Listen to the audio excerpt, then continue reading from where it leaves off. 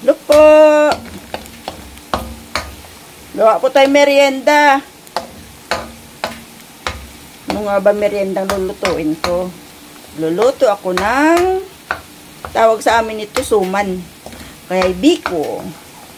Ayan, nagpapalatik na po ako. Papalatik na ako ng gata. Ayan.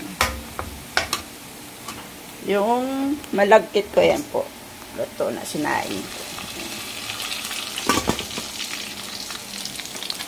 Anin ko lang ito medyo papulahin ko pa ng konti. So, gagawin nating toppings mamaya sa biko.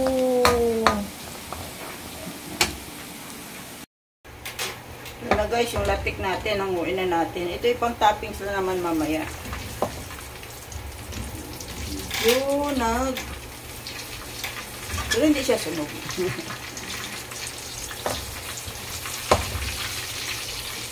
Yan na siya.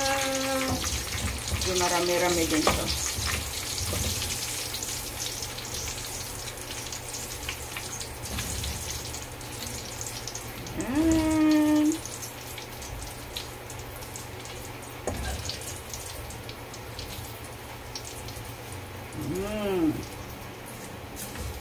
Tuluin na lang natin yung mantika. Tayo lang.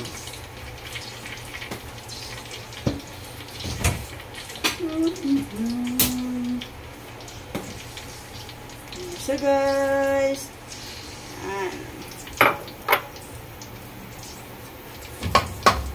tapos ito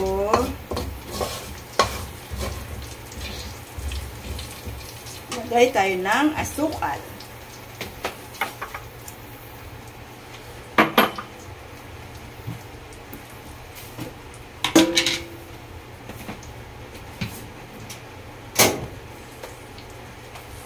Lagay tayo konting asukal.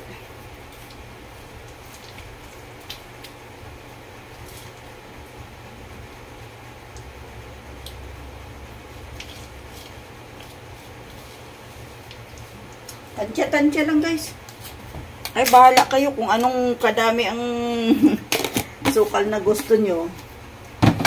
May sobrang tamis o kasi mahirap din pag may diabetes tayo. Yan. Tunawin lang natin ito.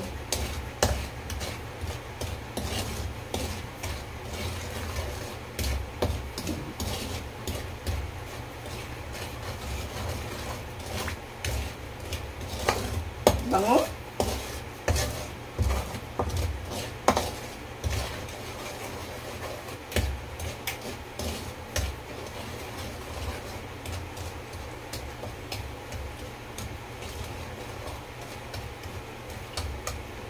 Yan siya.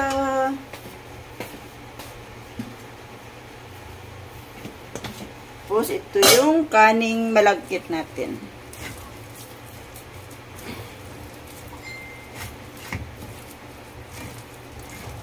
Maganda yung pagkaano.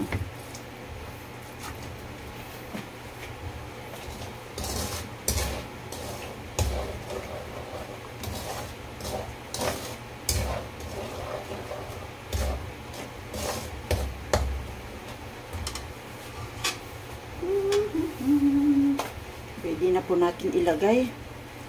Ayan. Ito naman ay hindi pa ganun ka luto yung kanin. Maluluto na lang siya dito sa kawali natin. Luluto na lang siya sa ano ng langis.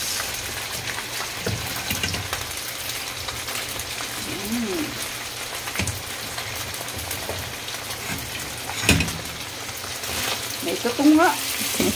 Hindi pa rin talaga ako marunong magsaing. Lalo na sa ano tawag doon? Pag sa rice cooker, medyo okay. Pero pag sa ganitong nakasalang sa ano, parang hindi ko pa rin gamay. Ayan na.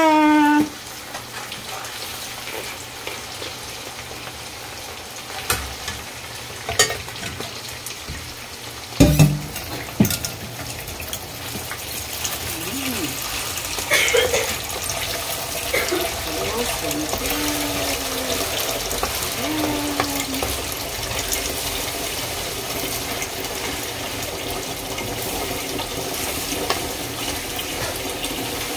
Yan ang mahirap dito, yung tuloy-tuloy ang halo kasi hindi pwedeng baka dumikit.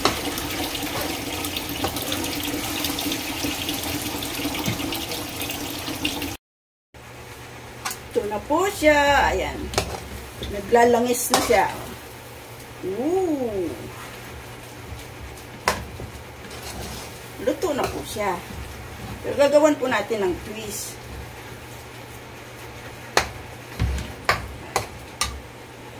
Haluan po natin ng ito guys. Lagyan natin ng ibap para ma-creamy.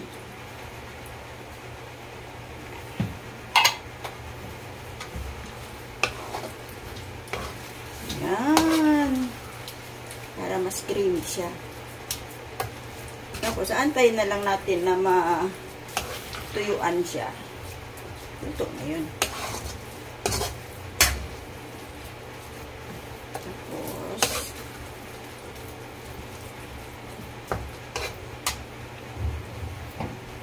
lagyan natin ng condensed milk.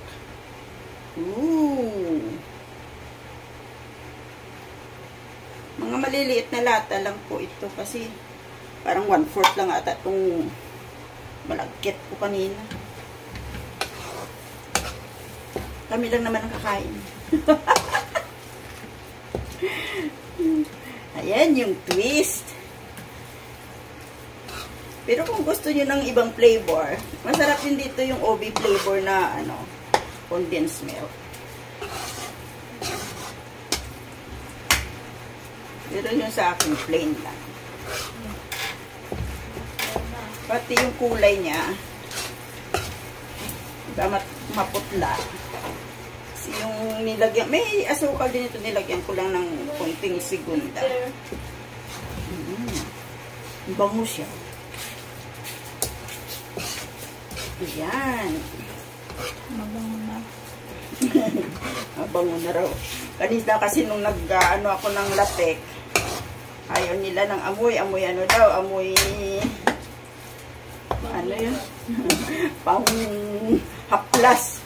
Yung ano ba? Yung iba yung lana ng yug. Yung langis ng yug. Ganun ang amoy. Habang nagpapaano ko ng latek. Ito ngayon, mabango na raw. Kasi malagkit na ang amoy at saka yung gatas. Antayin lang po natin na ang tawag doon? Matuyuan pa. Lumabas uli yung pagkalangis-langis niya kanina. So, antayin lang natin.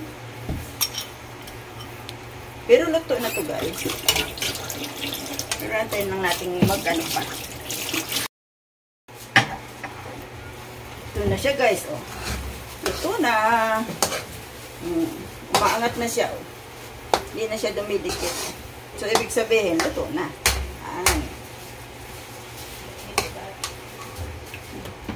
May nakita akong vanilla sa rep. Ayan. Lagyan natin kunti, patak lang. Pang aroma lang ba? Cooking.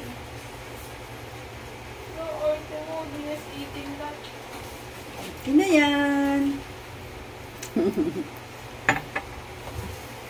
Bango. Lalong naging mabango. Dahil sa vanilla.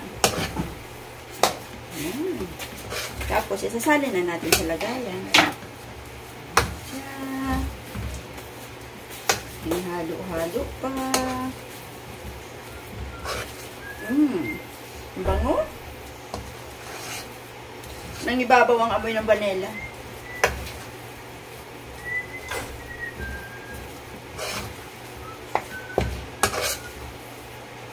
May merienda na tayo. Yan. So, yung mga kaibigan ko kasi kanina nagpasiklaban ng mga merienda eh. Parang natakam ako sa nila, gumawa silang ganito. Nalala ko may malagkit din ako. Di, sige. Ito na siya guys. Isalin na natin sa ano, lagayan. Ito na siya. Oh. Hindi na siya dumidikit sa ano. Pwede na siyang buhatin.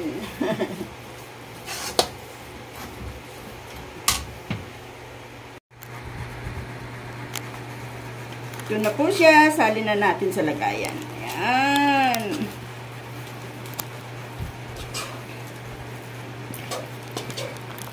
Sarap.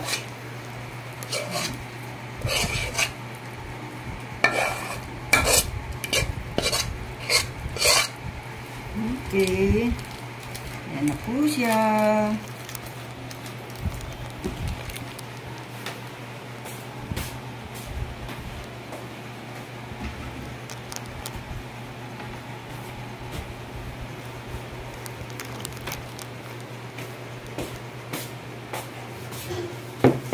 Ito na siya guys.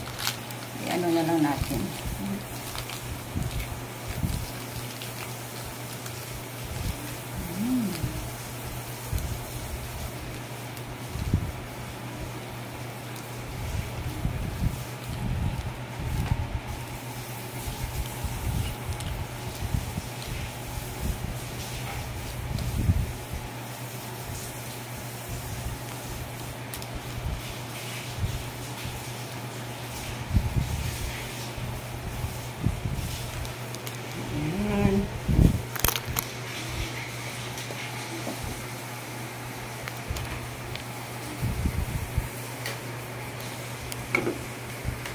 Tapos, ito yung ano kanina, latte.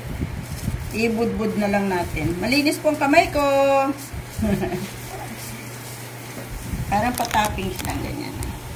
Like a pizza. It's like a pizza daw. Ayan.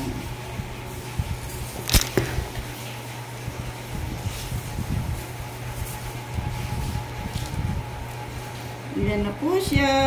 O, di ba? May merienda na tayo. Craving satisfied. Yan sa sinasabi, pag gusto, may paraan. Yan na siya. Yan na siya, guys. O, kasi mo na ako.